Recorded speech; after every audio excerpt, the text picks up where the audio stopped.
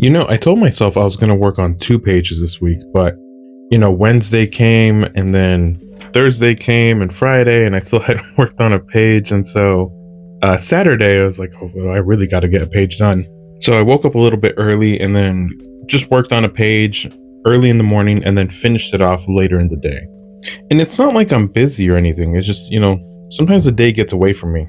It's probably because I keep finishing a page at least once a week is what's causing this procrastination. And I'm just going to really need to kind of dig deep here to find a good motivation, because we got a good amount in our first year. And now we're on the second year of this project, and I feel like I'm not going as quickly as I was. So I definitely need to kick it into gear. Otherwise, this 3-year project is going to turn into 4 years, and I really don't want it to go on that long. Because I think the Ford section is going to be about another year, about a year long.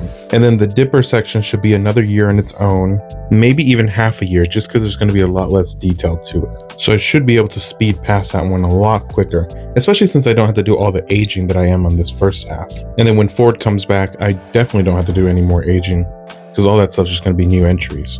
Because that's kind of what's slowing everything down, is when I add all the aging, sometimes the hairdryer can't dry the page enough, and I have to just naturally let it dry overnight. I am really looking forward to doing the Dipper side though, because I think Dippers wouldn't have all this type of hard shading. I think it's going to be mostly just like cross hatching and mostly just line work. And then I'm also debating whether or not to make the drawings a little bit worse. Because he's younger and he wouldn't have that much experience drawing and stuff.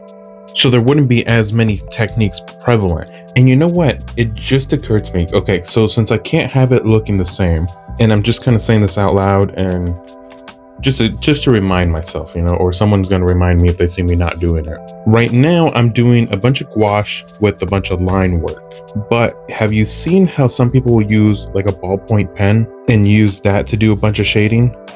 I'm thinking I'm going to do that for the Dipper section. That way the two have a very distinct look from one another. Because I can't have it looking like the same person did it. Because if I do it the exact same way I'm doing here, where I'm laying down some gouache and then some line work and then more gouache on top, it looks like the same person did it. And I'm thinking if I go the route of using a ballpoint pen to do the shading that way, I think it'll look like two different techniques entirely on it. They'll look like their own unique style.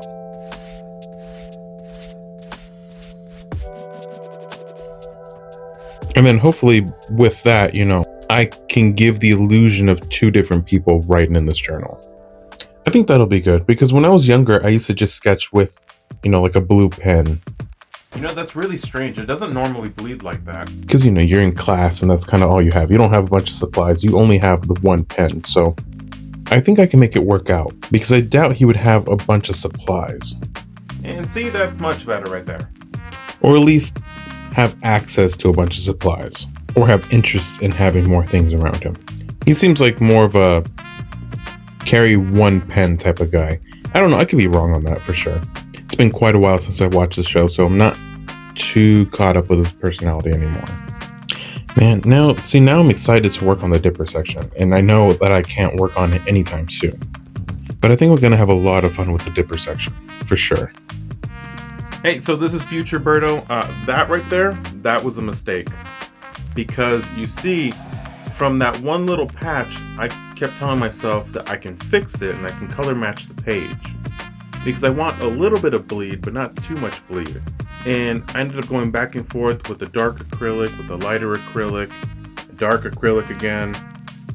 And this process just kind of went back and forth, and I ended up kind of making a mess, kind of overworking an area. So, kind of my bad there, for sure. It's not too bad, but,